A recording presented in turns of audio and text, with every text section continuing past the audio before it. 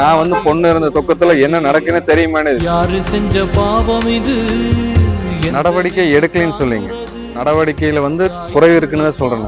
இது எந்த சாமி சேர்க்கிறது? பொண்ணு இறந்து போஸ்ட்மார்ட்டம் பண்ண வர இன்னைக்கு போற வீடியோவை நீங்களே பாருங்க. காஞ்சு போன கண்ணீர். எந்த பொண்ணுக்கு இனிமேல் வாழ்க்கையில பாதிப்பு ஏற்படாதுங்கிற என்னுடைய ஆணித்தரமான கருத்து. அப்பதான் என்னுடைய பொண்ணு ஆத்ம சாந்தி அடையும். உள்ள வாசம் மறந்து போனதே, அடக்காலம் செஞ்ச கோலம் மாறி போனதே.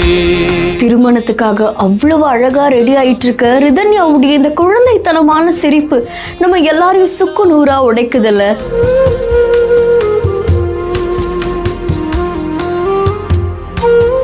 இப்ப அவங்க நம்ம கூட இல்ல அப்படின்னு நினைக்கிறதே பலரையும் சோகத்துக்குள்ளாக்கிருக்கு. ஒட்டி வந்த சொந்தம் ஒண்ணு ஓரம். இந்த வீடியோ சமூக வலைத்தளங்கள்ல பரபரப்பை ஏற்படுத்தி இருக்கு. சமீபத்துல வரதட்சணை கொடுமையால விபரீத முடிவெடுத்து கொண்ட ரிதன்யாவுடைய திருமண வீடியோ இப்போ சமூக வலைத்தளங்கள்ல பரபரப்பை ஏற்படுத்திக்கிட்டு இருக்கு. அவங்க திருமணத்துக்காக ரெடி ஆகிட்டு இருக்காங்க. ஒரு குழந்தை எவ்வளோ அழகா ரெடி ஆகுமோ அந்த மாதிரி அவங்க தயாராகிட்டு இருக்காங்க. அவங்களுடைய இந்த சிரிப்பு நம்ம எல்லாரும் இப்ப சுக்கு நூறா உடைச்சிட்டு இருக்கு. ஏன்னா அந்த பெண்மணி இப்ப நம்ம கூட இல்லை அப்படின்ற சோகம் எல்லாருக்குள்ளயுமே இருக்கு.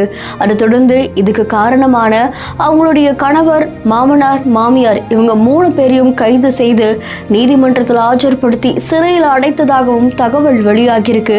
ஒரு பக்கம் காவல்துறையினர் தீவிர விசாரணையில் ஈடுபட்டு வராங்க. இன்னொரு பக்கம் ரிதன்யாவுடைய அம்மாவுமே அவ்வளோ கஷ்டப்படுறாங்க. அவங்க ஃபேமிலியே சுக்கு நூறா உடைஞ்சிருக்காங்க.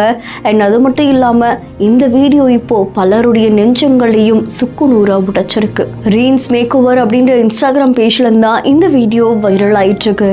இதை பார்த்து நிறைய பேர் அவங்களுடைய ஆழ்ந்த இரங்கலை தெரிவிச்சிட்டு போறாங்க. இந்த செய்தி தொடர்பான உங்களுடைய கருத்துக்களை கமெண்ட்ல சொல்லுங்க. மேலும் செய்திகளுக்கு பிஹைண்ட் ஃபாலோ பண்ணிக்கோங்க.